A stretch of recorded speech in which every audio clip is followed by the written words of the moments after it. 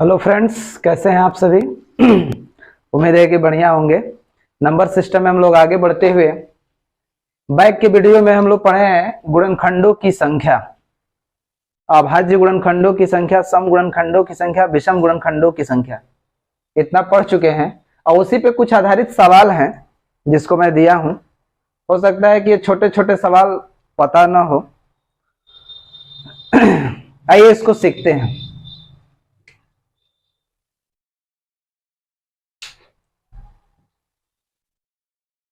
लिखा है कि निम्न में से किसके अनंत गुणनखंड होते हैं। कोई भी नंबर होगा उसका फिक्स गुणनखंड होगा, लेकिन इसको तो याद ही रखना है। मतलब जीरो एक ऐसा जीरो के जो है इनफाइनाइट गुणनखंड होते हैं। जीरो के क्या होंगे? अनंत गुणनखंड होंगे। इसको आप याद रखिएगा, जीरो के अनंत गुणनखंड। और अगले में ये पूछा है कि निम्न में से कौन यूनिवर्सल फैक्टर है। यूनिवर्सल फैक्टर का मतलब ये हो गया कि वो सब में रहेगा और सबसे पहला गुणनखंड ही एक होता है, इसीलिए एक को हम कह देंगे कि ये यूनिवर्सल फैक्टर है। कैसा फैक्टर है? Universal factor. यानी अगर पूछेगा निम्न में से किसके अनंत गुणनखंड, तो जीरो के अनंत गुणनखंड होते हैं फैक्टर। और यूनिवर्सल फैक्टर कौन है? तो एक को यूनिवर्सल फैक्टर कहते हैं, क्योंकि किसी भी संख्या का सबसे छोटा गुणनखंड क्या होता है? एक होता है। यहां पे लिखा है 10,500 के कुल कितने गुणनखंड होंगे। तो 10,500 को हम लिख लेंगे ऐसा। यहां पे समझते हैं 10,500 लिखा है, कितने गुणनखंड होंगे? तो इसको 105 गुणे 100 लिख सकते हैं। और 105 को कितना 35 दिया 105, और 100 को 25 चौका 100। ये बताओ 5 7 35 होगा, तो 3 का पावर पहले 2 में आ जाइए। यहां पे 4 है तो 2 के पावर कितना 2, उसके बाद 3 का पावर कितना 1। और यहां पे देखो 5 5 25, तो 5 का स्क्वायर है, इसमें 5 के पावर कितना और 1 7 हो जाएगा। इसका पावर कुछ नहीं। तो गुणनखंडों की संख्या चाहिए, कुल कितने गुणनखंड है। तो देखिए 2 में 1 जोड़ेंगे 3, 2 में 1 जोड़ेंगे 3, 1 में 1 जोड़ेंगे 2, 3 में 1 जोड़ेंगे 4, और फिर 1 में 1 जोड़ेंगे 2। 4 दूनी 8, 8 दूनी 16, 16 तिया 48। मतलब 1,500 के 10,500 के कुल कितने गुणनखंड होंगे? तो आपको 48 कितना मिलेंगे? 48। मैं पीछे बैक वाले वीडियो में गुणनखंडों की संख्या निकालना जरूर बताया, आप उसको देखिए, ठीक है। ये सबके पावर में एक एक जोड़ करके गुणा कराते। एक एक इसलिए जोड़ते हैं कि प्रत्येक संख्या का सबसे छोटा गुणनखंड क्या होता है? एक होता है। आइए यहां पे लिखा है कि 100 का सबसे बड़ा भाजक। तो देखिए कोई भी नंबर हो तो किसी संख्या का सबसे बड़ा भाजक स्वयं संख्या होती है। तो 100 का सबसे बड़ा भाजक पूछा जाएगा तो क्या बताएंगे? 100 ही ना बताएंगे। 100 का सबसे बड़ा भाजक पूछा जाएगा तो क्या बताएंगे? 100। 500 का सबसे बड़ा भाजक 500। 20 का सबसे बड़ा भाजक 20, स्वयं संख्या होती है। 50 का सबसे छोटा अपवर्तक, अपवर्तक को ही गुणनखंड कहते हैं। अपवर्तक को ही क्या बोला जाता है? गुणनखंड, फैक्टर। अभाजक को भी क्या बोला जाए? डिवाइजर। ये भी वही है, गुणनखंड का ही दूसरा नाम है, ठीक है। तो 50 का सबसे छोटा अपवर्तक 1 होता है, क्योंकि किसी भी संख्या का सबसे छोटा गुणनखंड क्या होता है? 1 होता है। इन छोटे छोटे सवालों पर बिल्कुल ध्यान रखना है। अब यहां पे देखिए, मैं इसको थोड़ा डिलीट कर देता हूं ताकि हमें बताने में आसानी रहे।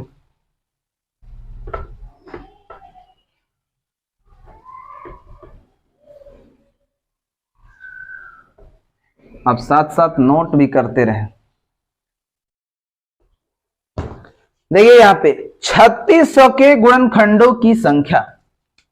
तो 3600 को हम ऐसे लिख सकते हैं 36 गुणे 100, और इसको 9 गुणे 4 लिख सकते हैं। 100 को 25 गुणे क्या लिख सकते हैं? 4।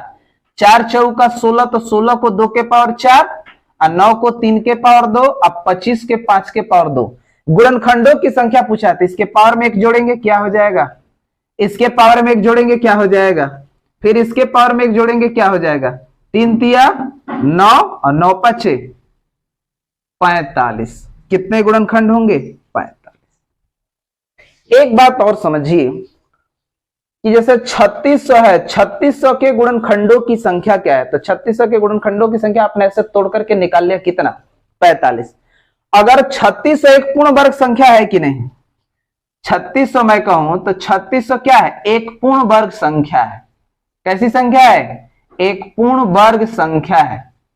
कैसी संख्या है, एक पूर्ण वर्ग संख्या। तो 3600 एक पूर्ण वर्ग संख्या है, तो किसी भी पूर्ण वर्ग संख्या का कोई हो, अगर कोई पूर्ण वर्ग संख्या है तो उसके गुणनखंडों की संख्या हमेशा विषम होती है।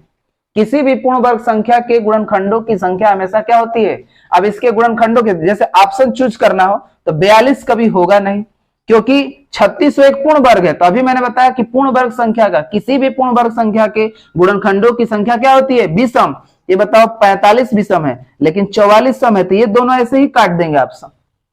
अब बच गया दो ऑप्शनों में 43 और 45।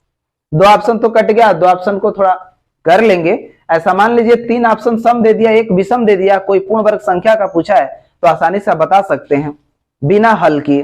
तो याद रखना कि किसी भी पूर्ण वर्ग संख्या, जैसे मैं यहां पे लिखा भी हूं कि किसी भी पूर्ण वर्ग संख्या के गुणनखंडों की संख्या क्या होती है, विषम होती है।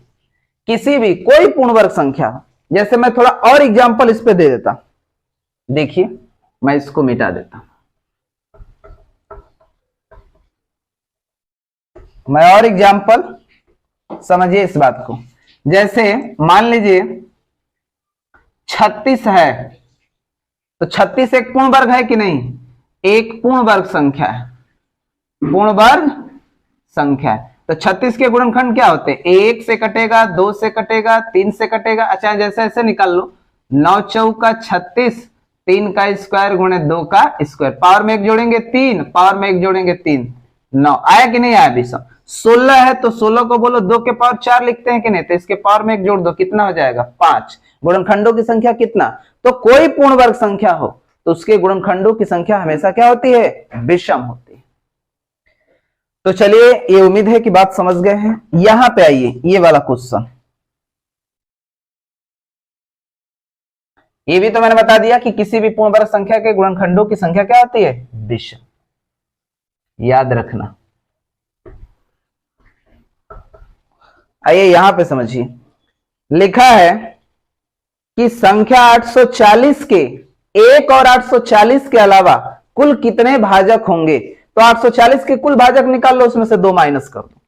जैसे 840 है तो 840 को कैसे तोड़ेंगे, 84 गुणे 10 तो लिख ही सकते हैं, 12 साते कितना होता है 84, और यहाँ पे 2 गुणे 5। अब 12 को क्या लिख सकते हैं, 4 तिहाई यानी 2 के पावर 2 गुणे 3 और गुणे 7 गुणे 2 गुणे 2 कितनी बार है, 2 के पावर 3, 3 एक बार, 5 एक बार, 7 एक बार। गुणनखंडों को जोड़िए, 3 1 4, एक में एक जोड़ेंगे तो 2, एक में एक जोड़ेंगे तो फिर यहां पे भी कितना होगा, 8 चौका 32। यहां पे कहा कह रहा है कि 1 और 840 को छोड़ करके इसके अलावा, तो इसमें से 1 और 840 को हटा देंगे, 2 माइनस कर देंगे, कितने हो जाएंगे 30 आपका रिजल्ट होगा, ये वाला। ठीक है, तो 840 के 1 और 840 के अलावा कुल कितने गुणनखंड होंगे, तो कुल 30 गुणनखंड। नंबर 9 देखिए क्या कह रहा, 360 है तो 360 को मैंने कहा कि इसको तोड़िए, 36 गुणे कितना लिख सकते हैं 10। इसमें पूछा है कि विषम भाजक चाहिए, भाजक माने वही गुणनखंड, 9 का 36 और 2 गुणे 5।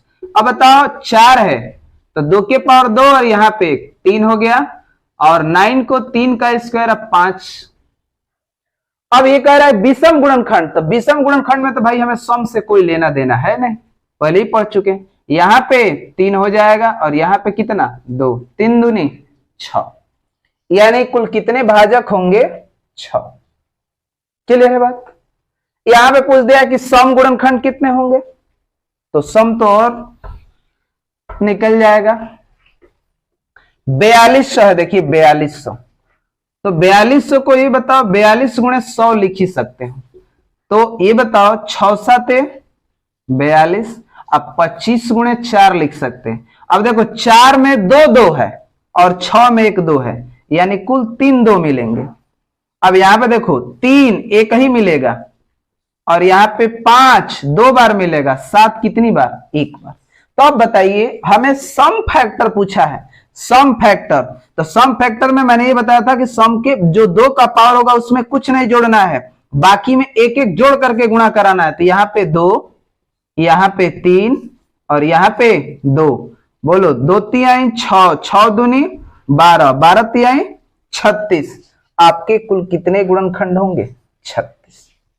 उम्मीद है कि इतनी बात समझ में आई होगी। 10 नंबर सवाल तक देख लिए। 11वां सवाल है, ये कह रहा ध्यान दीजिए, ये कह रहा है कि इफ ये कितना दिया हुआ है 2352, आपको इस फॉर्मेट में बना लेना है। यहाँ पे कुछ अंग्रेजी लिखा हुआ है तो कोई बड़ा बड़ा अंग्रेजी नहीं है, इफ देन वैल्यू ये सब जानते ही आप, ठीक है, थोड़ा मिक्सचर है अंग्रेजी हिंदी दोनों का, ठीक है। आइए यहाँ पे लिखा है 2352 को इस फॉर्मेट में बना लीजिए। 2 अभाज्य संख्या, 3 अभाज्य संख्या, 7 अभाज्य संख्या, जो जो पावर में बनेगा वही पावर एक्स वाई जेड की वैल्यू हो जाएगी, और उसको जोड़ने के लिए करा तो जोड़ देंगे, कैसा? तो आइए इसको हम करते हैं। कितना है?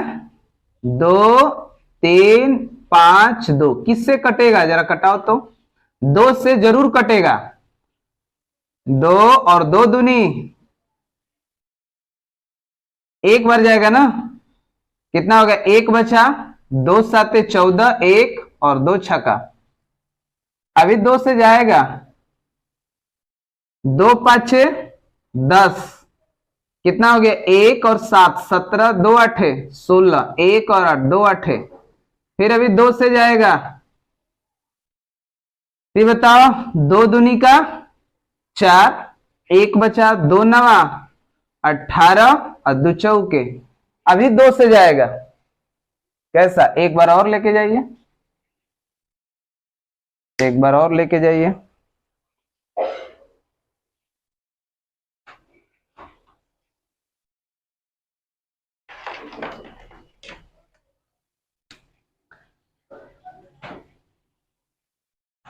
ये बताओ 2 और 2 चौका 8, 1 2 7, अब देखो 1 4 7 है, इसको 3 से कटाओ, 3 चौका 12, 2 बचा, 3 9 27, फिर 7 से 7 अब देखो 2 कितनी बार मिला है? 1 2 3 4 बार, 2 कितनी बार?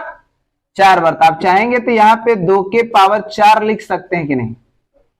अब ये देखो 3 कितनी बार? 1 बार, तो 3 1 लिख दो। 7 कितनी बार? 2 बार, तो 7 क्या लिख देंगे? पावर 2 लिख दो। अब इससे कोई लेना देना नहीं।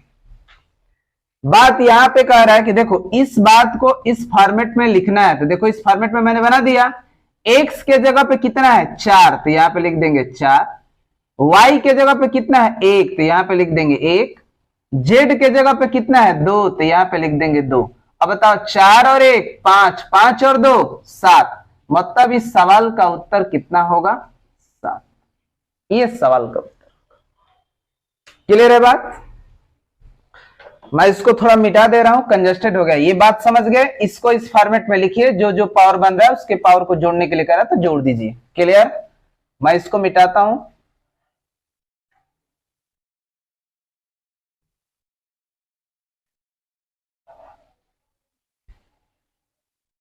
आइए आगे, यहां पे समझिए, ये भी उसी बात है, इसको भी इस फॉर्मेट में लिखिए। लिखा है कि A B C a natural number, एक प्राकृतिक संख्या है, what is the value of इतना, तो ए बी सी की वैल्यू मिल जाएगा, तो यहां पे रख देंगे। तो चलिए इसको भी तोड़िए, 2 1 1 6 8, चलिए 2 से कटा दीजिए, 2 और ये 2 5 10, 1 और 6 2 8 16, 2 चौका,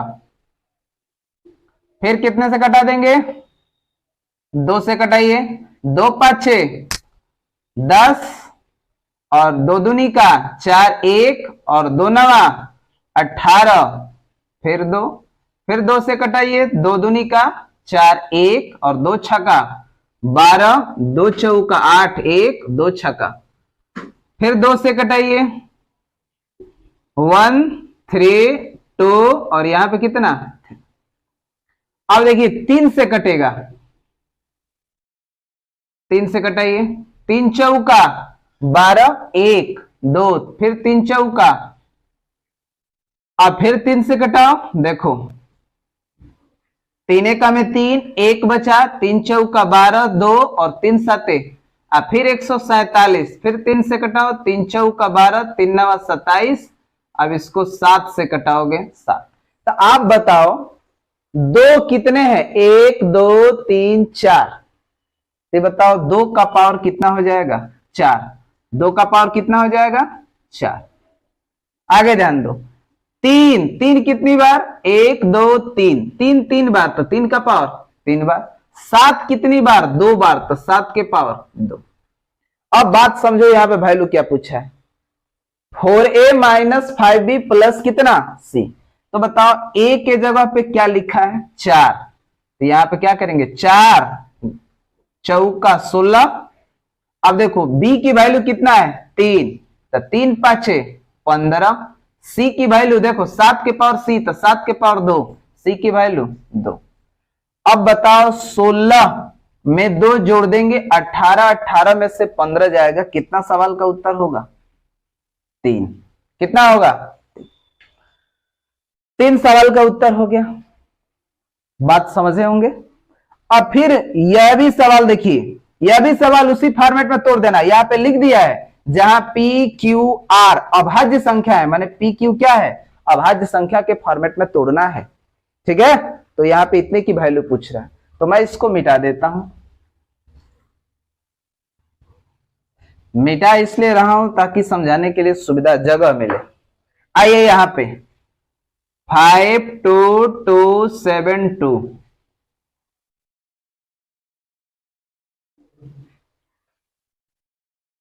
एक ही बार 8 से कटाओ, 8 से डायरेक्ट, थोड़ा 2 2 कम लिखना पड़े। देखिए 8 5 8 6 48, कितना बचा? 4 2, 8 5 40, 2 और 7 अतिरी का 24, और उसके बाद 8 चौका 32, फिर 8 से कटेगा,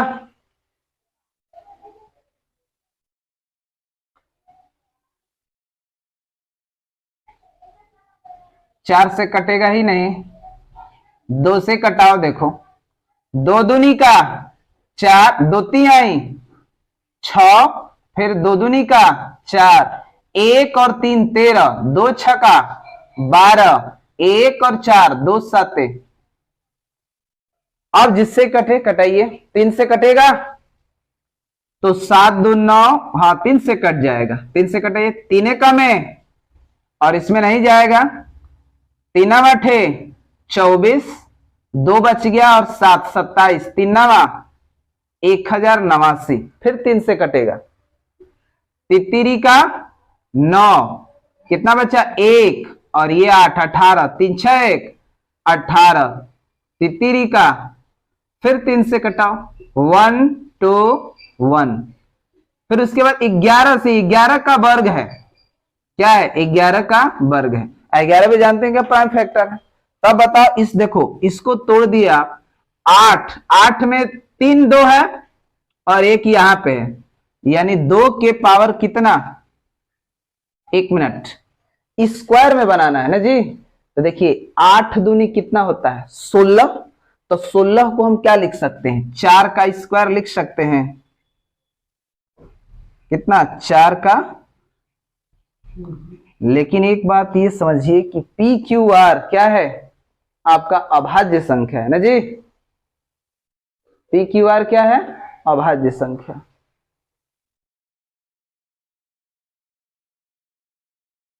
अच्छा चलिए पहले 3 के पावर में लिखिए, 1 2 3, यहां पे देखो 3 का पावर कितना, 3 बनाना है तो 3 बन गया। यहां पर देखो r के पावर 4 होना चाहिए, r के पावर 4, तो चलिए 2 का पावर 4 बना ले हम, कोई दिक्कत नहीं। यहां पे p है, p का स्क्वायर मतलब ये 11 का स्क्वायर है, समझे। बस वो तो ये कहा ही है कि p q r कैसी संख्या है, अभाज्य संख्या है। तो हमने देखा कि 8 दूनी 16 को नहीं बना सकते हैं, 2 का पावर 4 बनेगा क्योंकि 2 ही प्राइम नंबर होता है। यहां पे r को मैंने 2 कह दिया, 2 के पावर 4 हो गया, 2 4 बार है ही है। और मैंने q को क्या कह दिया, 3 कह दिया, पावर 3 है तो पावर 3 बन गया। p को मैंने 11 कह दिया, पावर 2 है तो पावर 2 बन गया। अब हमें क्या चाहिए, तो देखो p की वैल्यू क्या मिल गया, 11, तो 2 गुणे, दिखाई नहीं दे रहा होगा तो इधर देखिए, पूछा है 2p प्लस q माइनस, तो 2 गुणे p की वैल्यू कितना, 11। अब देखो q की वैल्यू कितना, 3, r की वैल्यू कितना, 2, 11 दूनी 22, 3 माइनस 2, 22 और 3 25 में से 2 जाएगा, 23 सवाल का उत्तर होगा ये। थोड़ा ध्यान से, ठीक है, उम्मीद है कि बात समझे। चलिए आते हैं इधर,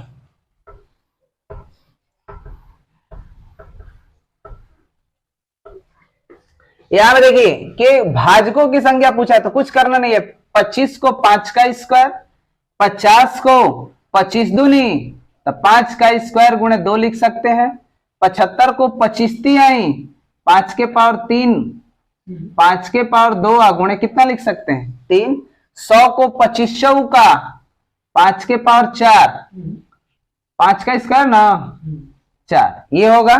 और देखो 5 कितनी बार, 2 4 2 6 2 8, 5 के पावर 8 हो जाएगा। उसके बाद देखो 2 कितनी बार, यहां पे और 4 है तो 2 के पावर 2, यानी 2 कितनी बार, 3, और यहां पे 3 कितनी बार, 1 बार। अब हमें गुणनखंडों की भाजकों की संख्या, 8 में 1 जोड़ो 9, 3 में 1 जोड़ो 4, और यहाँ पे कुछ नहीं, पावर 1, 1 में 1 जोड़ो 2, 9 चौका 36, 36 दूनी क्या होता है, 72, और इसके भाजकों की संख्या क्या हो जाएगी, 72। ये तो ऐसा सवाल कई बार आ गया, पीछे तमाम सवाल कराए गए, यहां पे समझना है जो आपके लिए नया क्वेश्चन है। कह रहा है कि 144 के कितने गुणनखंड है जो कि पूर्ण वर्ग है, तो 144 को देखिए, 144 से ध्यान दीजिए, तो 144 को बोलो 1 गुणे 144 लिख सकते हो कि नहीं, बिल्कुल लिख सकते। ये बताओ 2 गुणे 72 लिख सकते हैं कि नहीं, बिल्कुल लिख सकते हैं। फिर 3 गुणे 3 से करो तो 3 चौके 12 और 2 3 8 48 लिख सकते हैं। फिर 4 से 4 तिहाई 12 2 और 4 छका 4 गुणे 36 लिख सकते हैं। 5 से कटेगा नहीं, 6 से कटाओ तो 6 से कटाइए, 6 गुणे कितना हो जाएगा, 6 दूनी 12 और 2 6 चौका 8 से कटेगा, 8 से कटाइए तो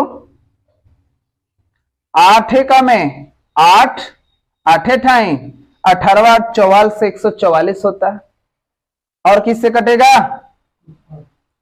9 से 9 का में 9 हो गया, कितना बचा 5 और 9 छका 54। ये बताओ 16 9 44 से 144।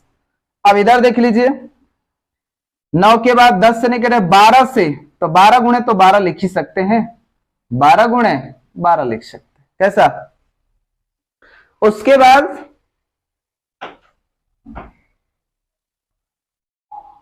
और किससे कटेगा,